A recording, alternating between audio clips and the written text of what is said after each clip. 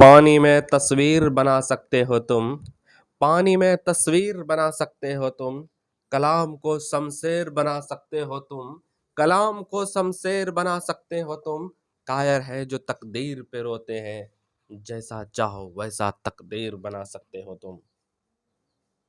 स्वागत है आपका इस YouTube चैनल में। दोस्तों, 50% लोग लक्ष्य का निर्धारण तो कर लेते हैं, पर उसे पूरा नहीं कर पाते हैं।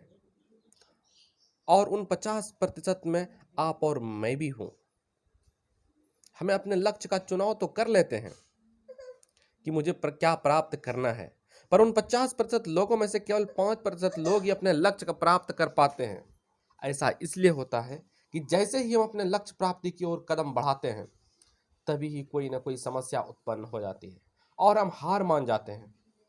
मैं भी कई लक्ष्य का निर्धारण करता हूं, जैसे कि रात को 2 विषय का रिवीजन करूंगा, पर मैं जब पढ़ने बैठता हूं तो आधे घंटे में ही मन उबने लगता है और मैं लक्ष्य से वंचित रह जाता हूं और वह लक्ष्य बीच में ही अधूरा रह जाता है। इसका दोस्तों, मैं आपको एक छोटी सी कहानी के माध्यम से इसका समाधान बताएंगे।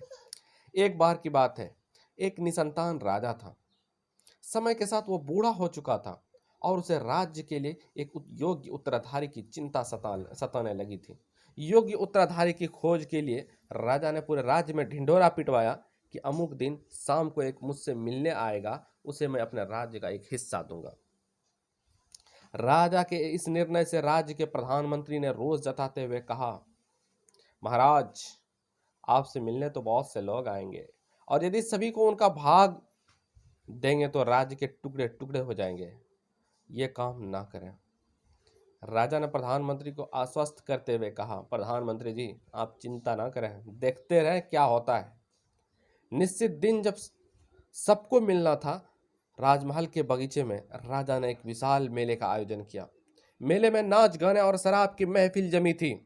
खाने के लिए अनेक स्वादिष्ट पदार्थ थे। मेले में कई खेल भी हो रहे थे, जिसके कारण राजा ने से मिलने आने वाले कितने ही लोग नाच गाने में अटक गए, कितने ही सूरा सुंदरी में, कितने ही आश्चर्यजनक खेलों में मशगूल हो गए, कितने ही खाने पीने में, घूमने फिरने में आनंद में डूब गए। इस शाम का समय बीतने लगा, पर इन सब के बीच में एक ऐसा व्यक्ति भी था जिसने किसी चीज की तरफ देखा भी नहीं, क्योंकि उसके मन में निश्चित ध्यान था कि उसे राजा से ही मिलना है। इसलिए वो बगीचे पार करके सीधे राजमहल के दरवाजे पर पहुंच गया, पर वहां खुली तलवार लेकर 2 चौकीदार खड़े थे। उन्होंने उसे रोका, पर वो रुकने वाला कहां था।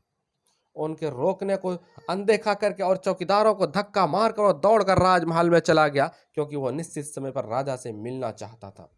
अब जैसे ही वो अंदर पहुंचा, राजा उसे सामने ही मिल गए और राजा ने कहा, मेरे राज्य में कोई व्यक्ति तो ऐसा मिला जो किसी प्रलोभन में फंसे बिना अपने ध्येय तक पहुंच सका। तुम्हें मैं आधा नहीं पूरा राजपाट दूंगा, तुम ही मेरे उत्तराधिकारी बनोगे।